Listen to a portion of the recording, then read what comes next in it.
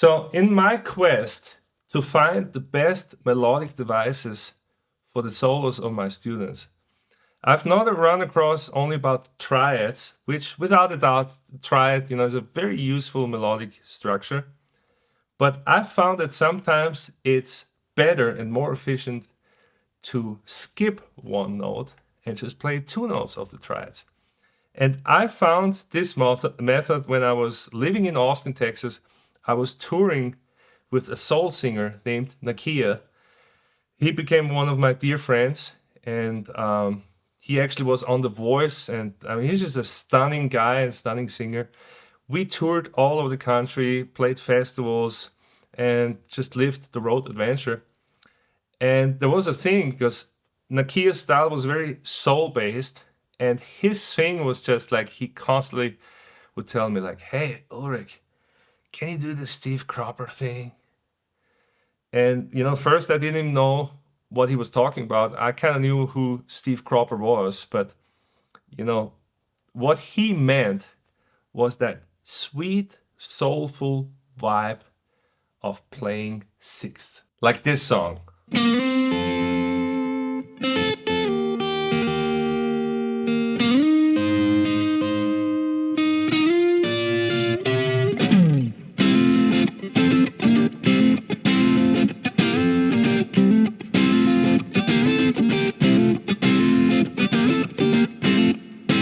Yes, Sam and Dave, Soul Man, and guess what? Steve Cropper played that lead guitar part, as far as I know. And today I want to talk with you not to only use the sixth in these old 60s soul tunes, but start using it as a general concept, as part of your lead guitar approach.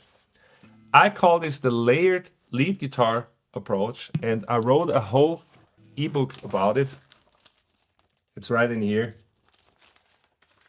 You can get this ebook down there in the comments for just a few dollars. This is going to show you the full concept. This video today is just part over one layer, playing harmonized sixths and thirds. But I always prefer to start with an example. So let's just start with the key of G major, or maybe a bluesy major, maybe kind of more like a Mixolydian kind of major. And I'm just going to put on the drone. And I'm just going to show you the sound of these sixths and how we're going to use them over a backing track. All right, here we go.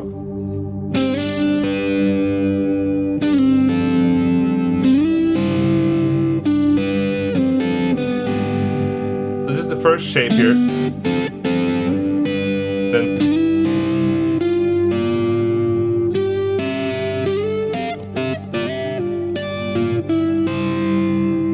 this is a C major shape, right? This is an F major shape.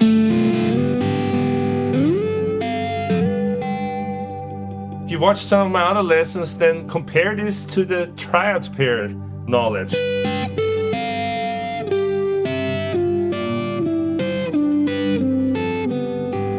Do you hear how awesome that already sounds? All right. Let's do this over a backing track, and let's mix those sweet sixths with sounds of the major pentatonic, G major pentatonic. So that will basically be E minor licks, right? But we're gonna land on the G note as the root note. All right, let's go.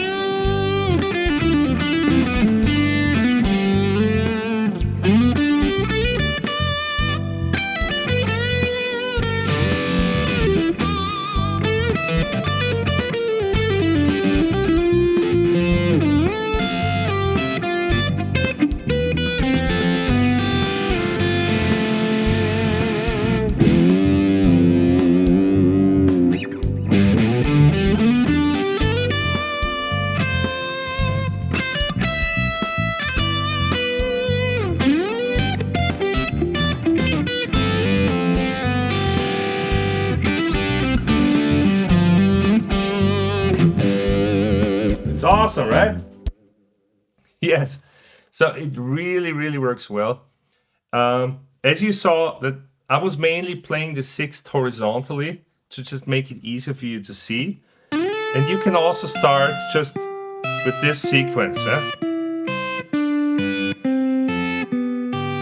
What helps me a lot is to visualize the top note as the melody note, and then just think of the second note as the harmonized note, basically. Yeah? So if you're playing like a melody, if I would be playing this, I would think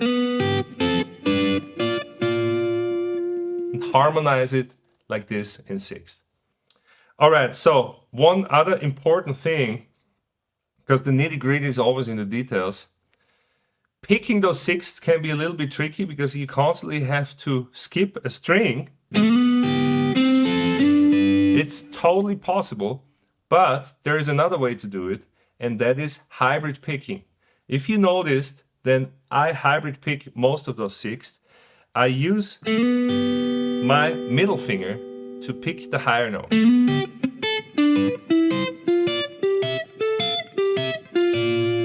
You can just do this very slowly, just try.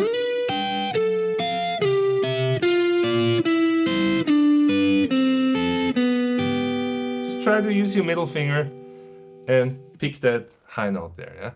You will see it's much smoother and it's much easier to rhythmatize the sixths and play them in more syncopated accents when you do use the hybrid picking.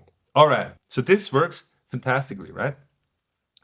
But you might think like, okay, this is still pretty soulful backing track, you know. I see how this can work from a Steve Cropper kind of soulman song to this. Okay, it's not too far. But how about using this over, let's say, a minor groove? Yeah, let's say like a Dorian jam track. I'm going to use the same jam track that I used already on some of these other lessons. I'm doing this on purpose to just keep it simple for you. This is going to be D Dorian. Eventually, you should learn this in all 12 keys. If you truly want to liberate your playing and your fretboard view, then you have to do this in all 12 keys. Just for simplicity's sake, we're going to stay in D Dorian here right now.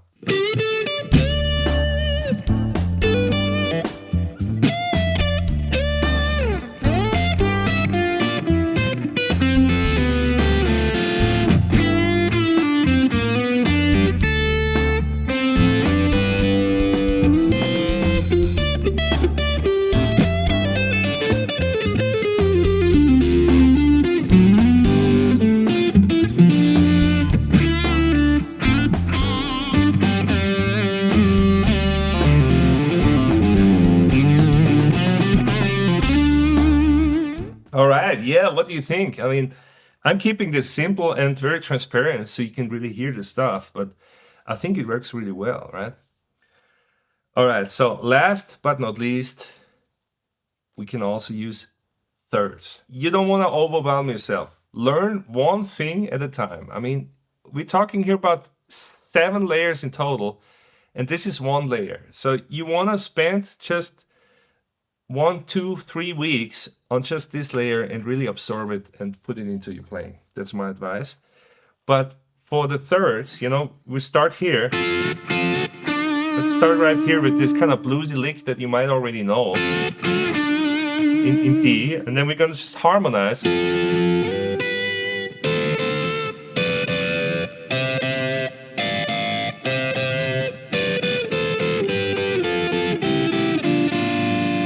Kind of harmonized D Dorian scale, or you know, if you already did the one string approach, which is another layer, and there's a video here as well, then this should be pretty simple because you can already see the notes. To make it a little less corny, I like to do this. I like to land here on the pentatonic notes of the D and the A instead of doing this, you know. That's just what I personally like. You know, it's a little twist, and you can certainly break it up. Actually, you should break up all these patterns to not make them sound that particular. That's pretty much it from my part. If you feel that this layered lead guitar approach can be revolutionizing your guitar playing, then head on down there in the description and download your LLG method book and start studying and practicing this. And you're gonna be amazed. Keep on rocking. I'm just gonna use the thirds one more time here and show you how this sounds.